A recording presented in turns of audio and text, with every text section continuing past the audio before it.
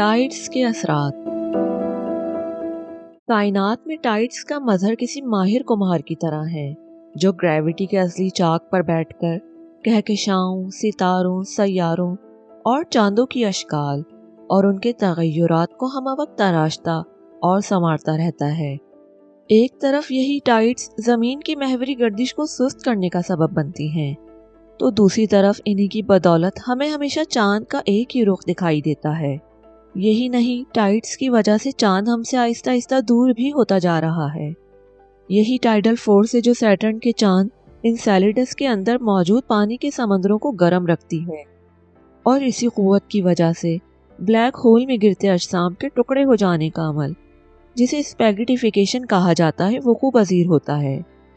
जब ज़मीन अपने समंदरों में बनने वाले पानी के उभार से गुजरती है, तो ये पानी साहिलों की चट्टानों से टकराकर ज़मीन की महवरी गर्दिश में बहुत मामूली सुस्ती पैदा करता है, जिसके नतीजे में दिन का दौरानिया बढ़ जाता है।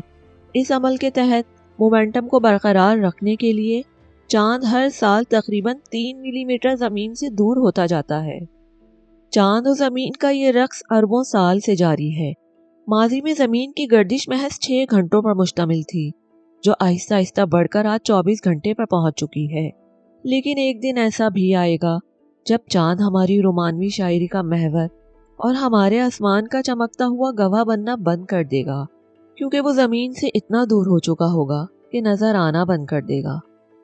टाइड्स का ये मुसलसल अमल ज़मीन पर ज़िंदगी के इर्तिक़ा में अहम किरदार अदा करता रहा है। साहिली इलाकों में मुसलसल तब्दीलियों का सिलसिला टाइड्स ही की मरहून मिन्नत है। ये मज़हर बहुत सी मछलियों के शिकार की आदत पर असरअंदाज होता है और बाज़ जानदारों की अफजाइश नस्ल को भी मुतासिर करता है, जो सिर्फ हाई टाइड के दौरान ही अफजाइश करते हैं। और सबसे बढ़कर टाइड्स समंदरों में ऑक्सीजन और ग़िज़ाइयत को मुतहर्रिक रखती हैं, जिससे समंदरी हयात के मुख्तलिफ सिलसिले कायम और ज़िंदा रहते हैं। यही टाइडल फोर्स कायनात के वसीतर मज़ाहिर में भी नज़र आती है। जब दो सितारे करीब आकर एक ग्रेविटेशनल रक्स में मशगूल होते हैं, तो इनके एक दूसरे पर टाइडल असरात की वजह से इनका मवाद निकल कर हर तरफ फैल जाता है। इसी तरह जब दो कहकशाएं एक दूसरे के करीब से गुजरती हैं, तो इनके टाइडल असरात से इन कहकशाओं के अंदर मौजूद गैस और धूल के बादलों में हलचल पैदा होना शुरू हो जाती है, जिससे इनकी तरतीब बदलने लगती है, और यूं ये कहकशाएं एक दूसरे को खींचकर लंबी लंबी दुमनुमा स्ट्रक्चर्स तख्लीक करती हैं।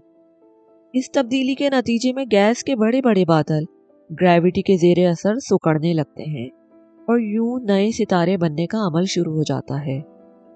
याद रखिए कि टाइड्स का मजहर ना सिर्फ ज़मीन पर रंगारंग की ज़िंदगी के इर्तिक़ा में अहम किरदार अदा करता है, बल्कि कहकशाओं में मुसलसल बदलाव और उनके अंदर ज़िंदगी के इम्कानात वगैरह सब में भी टाइड्स बहुत अहम किरदार अदा करती हैं।